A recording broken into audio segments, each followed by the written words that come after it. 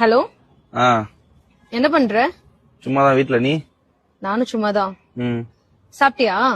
சாப்பிட்ட. நீ? சாப்பிட்டேன். என்ன சாப்பிட்ட? சேமக்கிழங்கு வச்சு காரக்குழம்பு. சேமக்கிழங்கா? அது உனக்கு தெரியாதுரி. உங்க வீட்ல என்னது? Egg rice. முட்டை சோறா? ஆமா.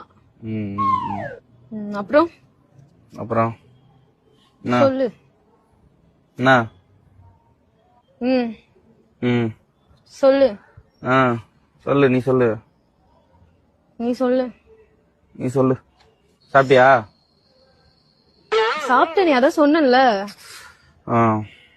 சரி, என்ன பண்ற? அதான் சொன்னேனடா சும்மா இருக்கேன்னு.